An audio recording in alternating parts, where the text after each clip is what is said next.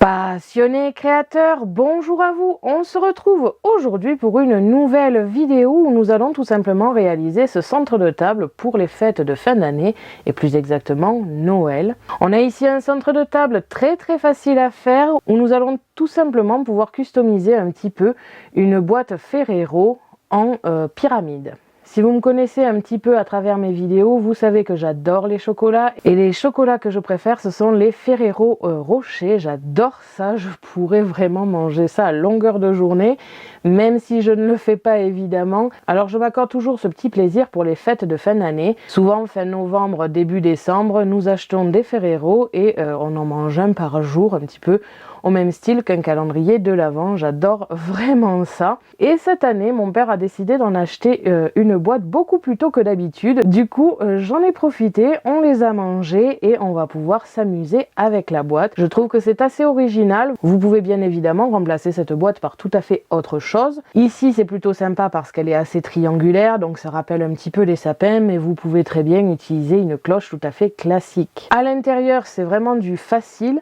C'est-à-dire que ce sont tout simplement des accessoires achetés à Action pour les fêtes de fin d'année. Ils mettent souvent des petites décorations pour les villages de Noël et c'est ce que nous allons utiliser aujourd'hui. Au même titre, vous pouvez faire la totalité avec des choses faites main, des sapins faits en papier, des petites maisons faites en papier. Bref, là-dessus c'est assez ouvert, je vous donne l'idée et après là-dedans vous y mettez ce que vous voulez. On a donc plusieurs choses comme vous allez pouvoir le voir. Premièrement, ici, une petite étoile au-dessus pour rappeler le concept de sapin, avec de la fausse neige en poudre dessus et qui fait un effet givre aussi sur le dessus de la cloche. À l'intérieur, beaucoup de sapins qui viennent d'Action, des petits personnages aussi, la bougie et une petite étiquette juste en bas ici de la cloche. À l'arrière, dans la forêt, nous avons tout simplement un petit renne. Je trouvais ça assez sympathique de le cacher tout en l'ayant visible sur une des faces. Comme d'habitude, je vous invite vraiment à aller voir les photos sur le blog, ça sera plus parlant avec un esprit un petit peu plus de Noël qu'un bureau et la scan and cut à l'arrière. De plus, je vais aussi prendre des photos assez sombres pour que vous puissiez voir ce que ça donne avec une bougie. Vous pouvez d'ailleurs remplacer la bougie par une guirlande électrique. La seule chose, c'est qu'il va falloir bien camoufler le bloc avec la pile. On va pouvoir de suite passer au matériel et ensuite au tutoriel.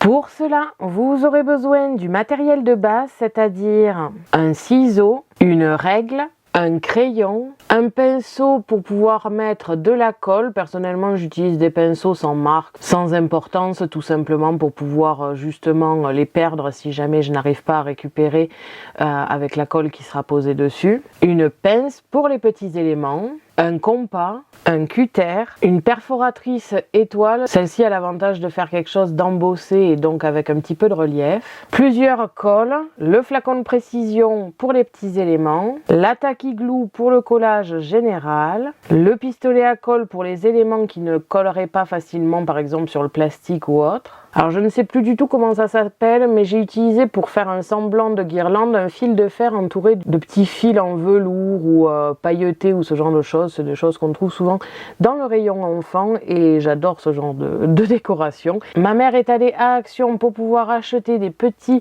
éléments de village de Noël. Donc ici c'était des petits personnages. Elle a aussi acheté tout un tas de petits sapins dont des marrons et des verts. Ici c'est totalement facultatif, ça dépendra de la décoration que vous souhaitez mettre à l'intérieur. De la fausse neige, premièrement en petite bille de polystyrène pour faire des boules de Noël sur le sapin marron. Et ensuite de la fausse neige en poudre, ça m'a servi pour la totalité des éléments en règle générale, pour l'effet givré sur la vitre et pour la neige qui est à l'intérieur de la cloche. Une cuillère sans importance pour pouvoir le mettre à l'endroit souhaité plus facilement. Un récupérateur pour pouvoir tout simplement ne pas en mettre partout. Du papier scrap, ici j'ai utilisé les chutes dans du foil pour les étoiles et une chute comme ici sans trop d'importance on va dire pour la bougie pour pouvoir la couvrir un petit peu de neige.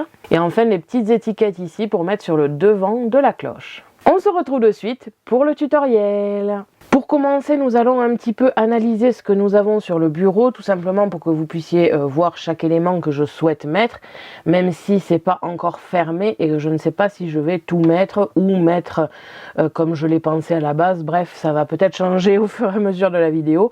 mais dans l'idée j'ai préparé plusieurs choses. Premièrement, le but de cette vidéo c'est d'utiliser une boîte à Ferrero comme ici, comme je l'ai précisé dans l'introduction.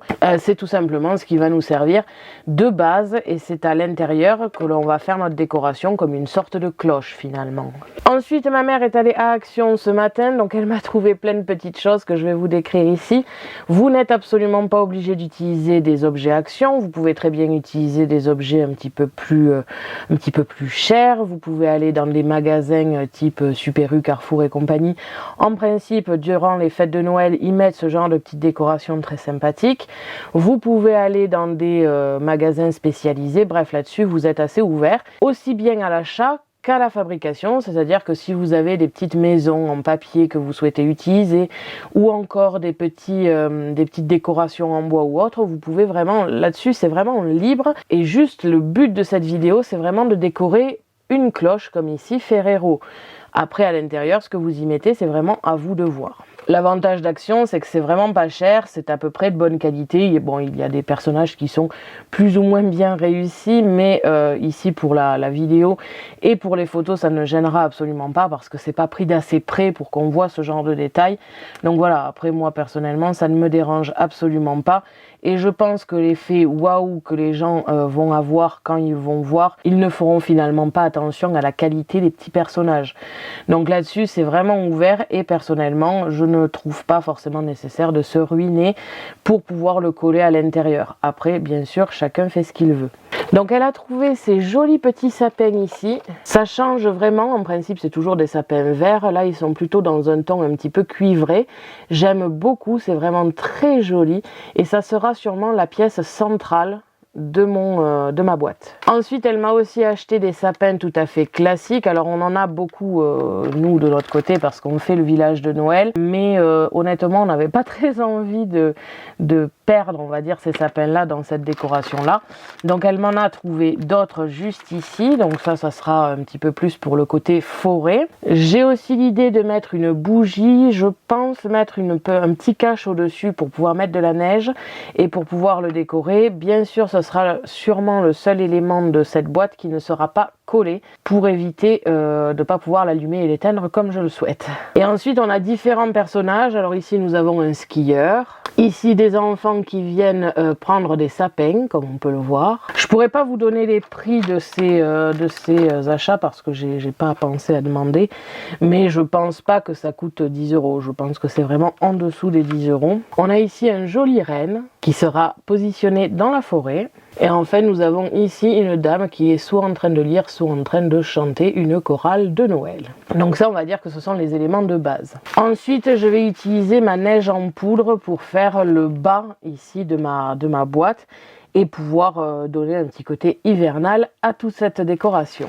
Je me suis aussi préparé les petites billes en polystyrène, non pas pour m'en servir de neige, mais tout simplement pour m'en servir de boule de Noël, que je viendrai coller sur mon sapin ici pour faire un aspect encore plus Noël. Alors j'hésite encore à les laisser blanches ou alors les colorier avec un feutre pour avoir des boules différentes, et je pense qu'en termes de taille ça sera plus correct et c'est vraiment la seule chose que j'ai qui est aussi petite en forme de boule, donc autant en profiter. Je me suis aussi préparé ces petites boules ici de Noël, des petites boules que j'utilise en principe pour les photos de mes créations.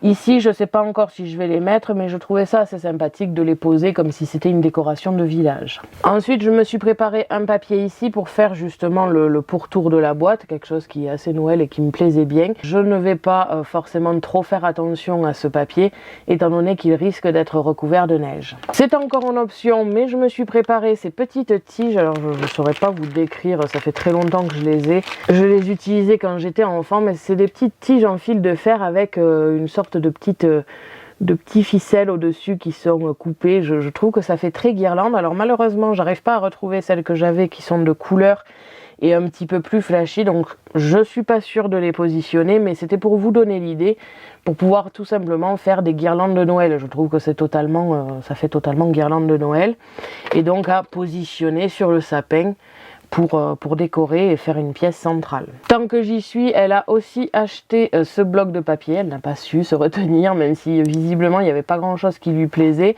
Alors certains papiers, on les a dans d'autres blocs honnêtement, mais il y a d'autres papiers qu'on n'avait pas et on le trouve vraiment très joli. Et pour le coup, ça va m'être utile parce que le premier papier, ce sont des petites étiquettes ici, toutes simples. Je vais peut-être en positionner une ou deux sur le bas de ma boîte, pas de sorte à verrouiller la boîte parce que je ne veux absolument pas la verrouiller. Vous pouvez le faire, mais si vous n'avez pas des guirlandes électriques ou ce genre de choses à l'intérieur, parce que sinon vous n'allez pas pouvoir l'éteindre et l'allumer. Donc ça, ce sont pour les éléments que j'ai déjà préparés. Je pense aussi découper avec une perforatrice étoile, une petite étoile à positionner sur le dessus ici. Après, bien sûr, c'est à vous de voir. Et après, voilà, c'est selon l'inspiration. Donc je pense que je vais passer en accéléré parce que c'est pas compliqué.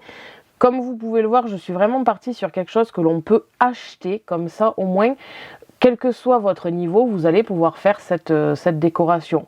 Si vous avez un niveau élevé, si vous avez par exemple une machine de découpe ou autre, vous pouvez très bien utiliser des découpes de maison ou ce genre de choses pour faire votre propre décoration. D'ailleurs, petite parenthèse, je pense que ça sera plus parlant sur le blog au niveau du résultat parce que vu que je ne vais pas coller tous mes éléments, je ne suis pas sûre de pouvoir vous le pencher pour vous le montrer.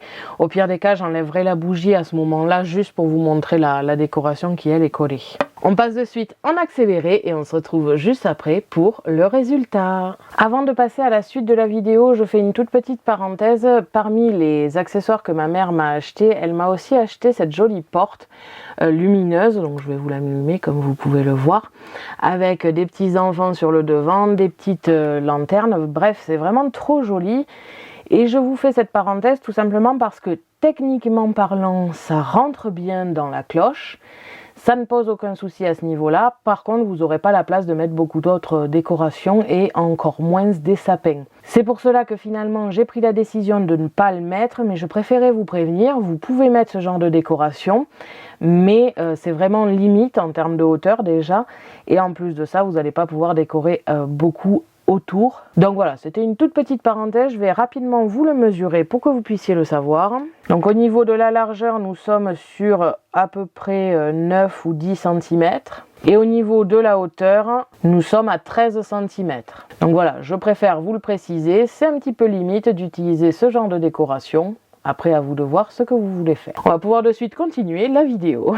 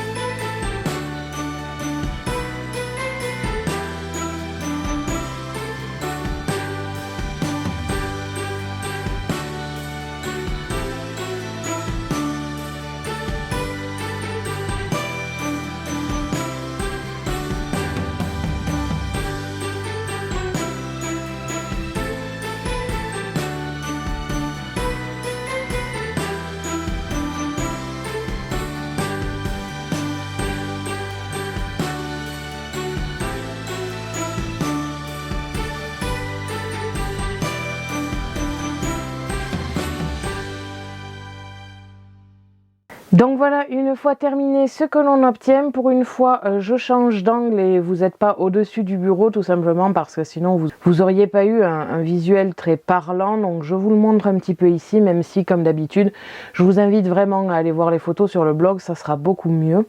Donc on a ici la petite cloche avec sur le devant tout simplement la petite étiquette que j'ai décidé de coller. Je vais enlever la cloche pour vous le montrer de plus près.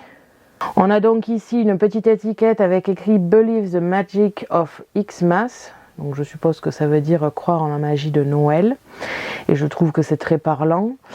On a ici un effet un petit peu givre et enneigé sur le dessus de la cloche. J'en ai pas mis ailleurs pour éviter de masquer finalement toute la décoration. J'ai ici l'étoile et encore une fois j'ai rajouté un petit peu de neige dessus. Et comme vous pouvez le voir, au niveau de la cloche, on a au centre le sapin décoré avec les petites boules blanches et la guirlande verte. Sur le devant, nous avons un petit feu de camp avec la bougie, la personne qui fait partie de la chorale et le skieur qui part à l'arrière comme ici.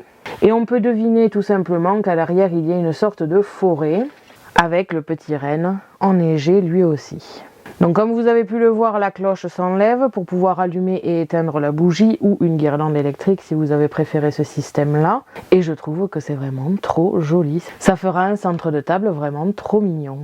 Dites-moi en commentaire ce que vous en avez pensé.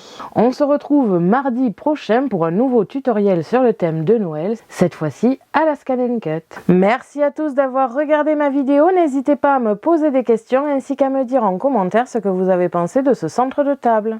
Je vous invite à me suivre sur mon blog ainsi que mes réseaux sociaux que vous pouvez retrouver dans la description de la vidéo. À la prochaine pour de